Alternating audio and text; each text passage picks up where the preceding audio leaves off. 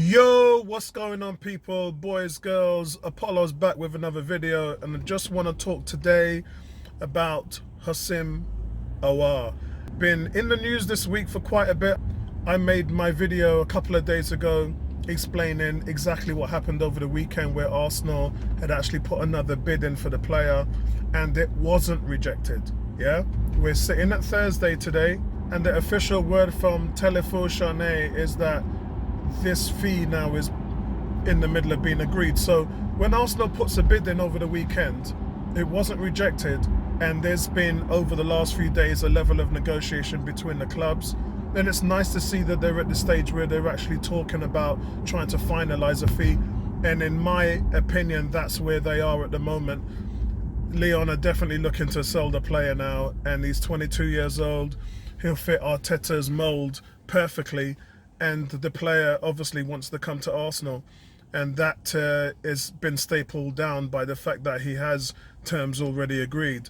And it's not that difficult. Many agents understand where their players are in terms of them receiving the money that they want to receive, that, you know, where they are in terms of the ballpark.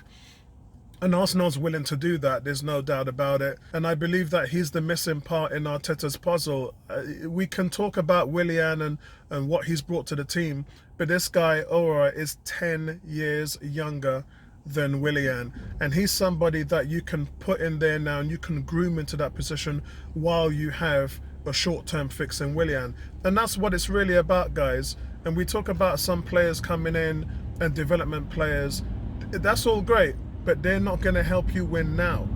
Yeah, so you have to have the likes of Willian, and you have to have the likes of players who are seasoned in that late 20s, early 30s role, because they're proven winners and they've done it before. And when you see, and we bring up a couple of names here, when you see Aouar, you're looking at a guy who's 22, and you're looking at a guy who's been absolutely fantastic in the Champions League.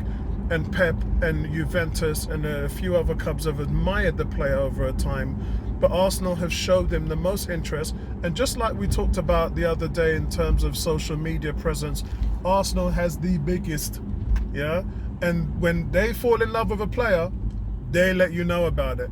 And this guy, Aouar's Twitter feed, his Instagram feed, has been flooded with Arsenal fans, and he's fallen in love with the club. It's as simple as that.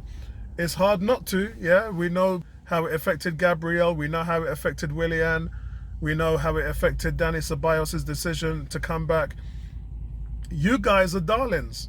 Players want to be a part of this team, and they want to be a part of how the fans are integrating with the players as well. Aubameyang made it known that his relationship with the club is exactly how he wants it to be. It's a family, and Arteta has harped along constantly about this family, and it's something which the players are proud of, the front office and the management team are proud of, and the fans are proud of it as well. And this is why the actions of Xhaka last year is so disappointing, because when he comes off and did what he did at the stadium and swore at the fans and then created that little beef, there's a portion of the fan base that just will not accept him because of those actions.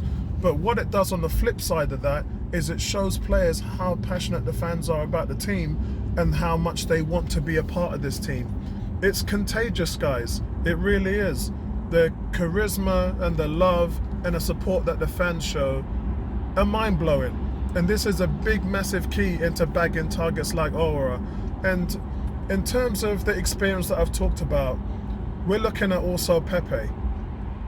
So with Pepe, it's come about that Mikel Arteta has been showing him film on Willian's movement in the Fulham game and using that as a template to say to Pepe, this is what I expect from you, this is what I want from you, this is the defensive work I need from you, this is the positioning, this is the places where I need you to be in order to offer your support.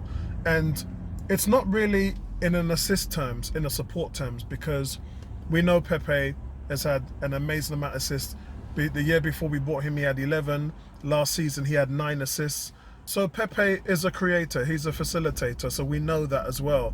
But I think Willian is the finished product.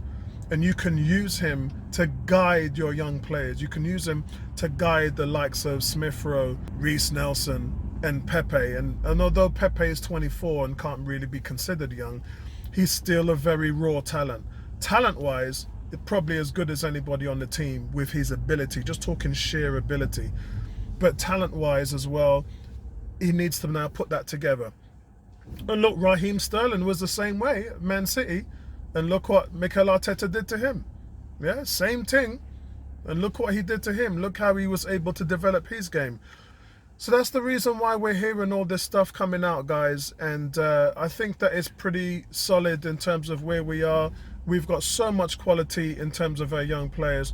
I mean, look at Eden Nketiah. Eden Nketiah now, what is that, 11 goals in his last 9 games for England under 21s. He's the captain now. The guy's just got incredible movement. He's got an amazing football brain. His brain game intelligence is up there with the best of the young strikers that there is. And he just needs to play more. And in order for that to happen, him and Lacazette are going to have to do some switching. And also there's some news about our new Icelandic goalkeeper who's supposed to be having his medical today. There's been, and these aren't rumours, there's been people that have gone through his Twitter feed and found tweets from a long time ago. When I mean a long time ago, I'm talking like a long time ago, where he's had a go at Houssem Aouar.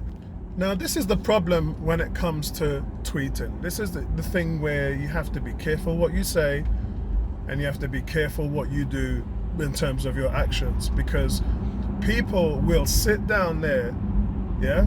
There are agencies that sit down there and go through entire years of people's tweets. And that's when you find out that they've said something or done something bad. This happened to, I believe it was James Gunn, the director of Marvel's Guardians of the Galaxy, and found out that he was sending some discriminative messages about young boys and things like that. And Disney found out, and as soon as Disney found out, they kicked him off the project. And now, obviously, because of all the fans and the actors, they brought him back. It's the same for football as well. You got to be careful what you say, because that thing is going to turn around and bust your bubble. And remember, you may have changed, you may have grown up, and you may have not become that person who you was 7-8 years ago, but the fact of the matter is you got caught. And with this guy now, he's going to have to deal with coming into a fan base that knows what he said. And for me, I think the player has to come out with a statement. I think he has to come out with an apology, and that's got to be down to his agency team, because if this deal goes through, he's gonna get a little bit of a backlash. Yeah, I'm not gonna lie. This guy's gonna get a few donuts thrown at him, and he's gonna have to roll with the punches. It could be a jarring experience for someone as young as he is, but we're just gonna have to wait to see what happens on that one. I'm just being a little bit wary because of where everything is, and of course he's a young kid, and we all know how that can affect people emotionally. Still no word on Guendouzi yet, which is a slight concern. Getting a little bit worried about that because we are into the season. Transfer window has 2 weeks left, and if you don't get something done, if you don't pull the trigger, at least send them out for a loan, yeah? This is the thing, what was happening with Rob Holding with Newcastle and West Ham. They were desperate for the guy to the point where they were putting up loan figures and say, look, we'll even pay you 5-6 million to get this guy.